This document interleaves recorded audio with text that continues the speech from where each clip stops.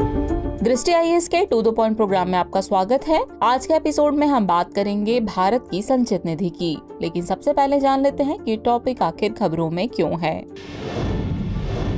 हाल ही में केंद्रीय वित्त मंत्री ने राज्यसभा में विनियोग विधेयक 2022 पेश किया। यह विधेयक वित्तीय वर्ष 2022-23 की सेवाओं हेतु भारत की संचित निधि से भुगतान को अधिकृत करने से जुड़ा है। चलिए जानते हैं कि भारत की संचित निधि क्या है।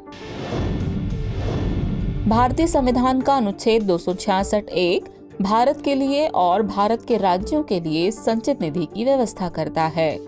यह भारत की सर्वाधिक बड़ी निधि है जो कि संसद के अधीन रखी गई है।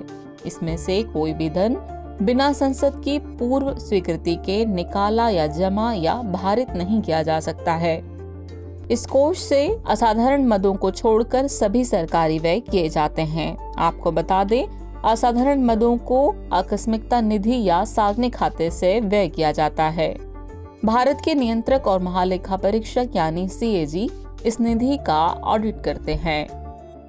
यह निधि बनी है कर के माध्यम से केंद्र द्वारा प्राप्त सभी राजस्व और सभी गैर कर राजस्व से। आपको बता दें कि कर में आयकर, केंद्रीय उत्पाद शुल्क, सीमा शुल्क और अन्य प्राप्तियां शामिल हैं। वहीं केंद्र द्वारा उठाए गए सभी ऋण, जिसमें ट्रेजरी बिल, आंतरिक ऋण और विदेशी सरकारों और अंतर्राष्ट्रीय संस्थानों के ऋण जो कि बाहरी ऋण कहलाते हैं, आदि भी शामिल होते हैं।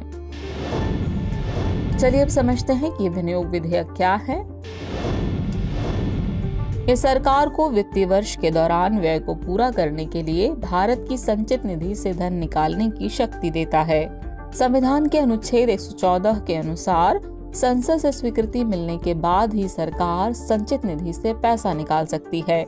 निकाली गई राशि का उपयोग वित्तीय वर्ष के दौरान वर्तमान व्यय को पूरा करने के लिए किया जाता है। विनियोग प्रस्ताव की प्रक्रिया की बात करें तो बजट प्रस्तावों पर चर्चा और अनुदानों की मांगों पर मतदान के बाद विनियोग विधेयक लोकसभा में पेश किया जाता है। विनियोग विधेयक पे पारित न होने पर सरकार को इस्तीफा देना पड़ता है। लोकसभा द्वारा पारित होने के बाद इसे राज्यसभा को भेजा जाता है। राज्यसभा के पास इस विधेयक में किसी भी संशोधन की सिफारिश करने की शक्ति है। हालांकि राज्यसभा द्वारा की गई सिफारिशों को स्वीकार या अस्वीकार करना लोकसभा का विशेषाधिकार है। विधेयक को राष्ट्रपति की स्वीकृति मिलने के बाद यह विनियोग अधिनियम बन जाता है।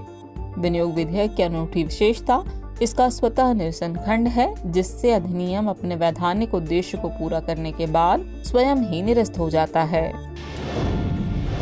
चलिए अब इस टॉपिक से रिलेटेड अभ्यास प्रश्न को देख लेते हैं। भारत की संचित निधि के संबंध में निम्नलिखित कथनों पर विचार कीजिए। कथन 1 है, यह कर और सभी गैर कर राजस्व के माध्यम से केंद्र द्वारा प्राप्त सभी राजस्व से बना है। दूसरा, भारत के नियंत्रक और महालेखा परीक्षक यानी CAG इस निधि का ऑडिट करते हैं। उपर्युक्त में से कौन सा या से कथन सही है या फिर हैं आपके ऑप्शन है। ऑप्शन ए केवल 1, ऑप्शन बी केवल 2, ऑप्शन सी 1 और 2 दोनों, या फिर ऑप्शन डी न तो 1 न ही 2। तो व्यूअर्स, इस प्रश्न का जवाब कमेंट बॉक्स में देना न भूलें। जल्द ही मिलते हैं नए एपिसोड में नए टॉपिक के साथ। तब तक के लिए शुक्रिया।